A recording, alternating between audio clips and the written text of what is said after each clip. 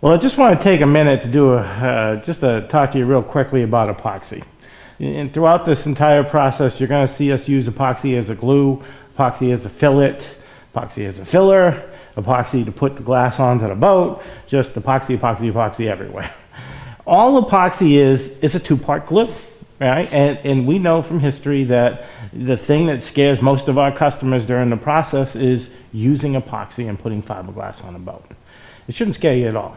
All I do is I take hardener and resin, I mix them together in the appropriate proportions, and then depending on what I'm doing with it, I'll either add a filler or I will thin it out.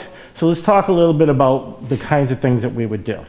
When we put glass on the boat, all we want is clear epoxy. So this particular epoxy, the stuff that we use and we sell here, is a two-part epoxy that is a 2-to-1 ratio.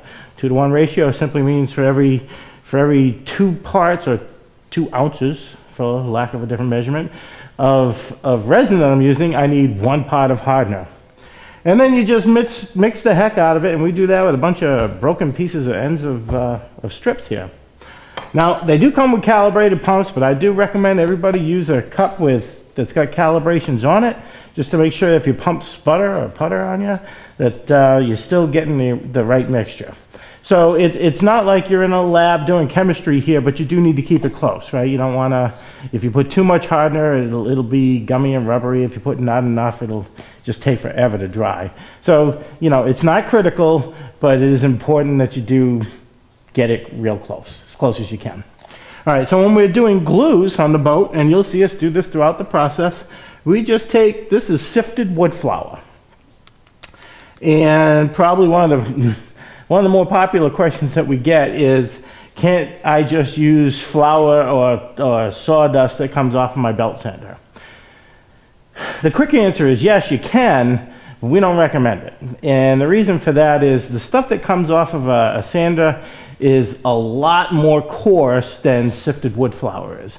And when it's coarse, it's not going to be as fine or as smooth. So when you're doing your fillets around the coaming or fillets inside the boat, it's going to be coarse and rough, and you're really going to have to spend a lot more time sanding it, and it's just not worth it, right? So use sifted wood flour, it'll just make your life a whole lot easier.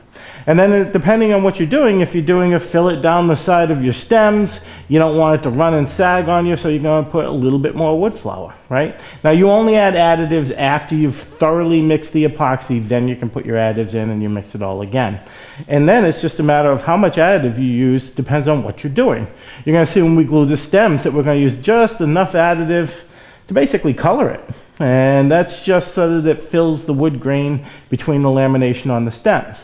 But when we do a fillet on the boat, and when we go around the bulkheads and we do a fillet, and you'll see us do that, and we'll use a syringe to do that, we don't want it running on us, so we make it thick like a creamy peanut butter kind of thing.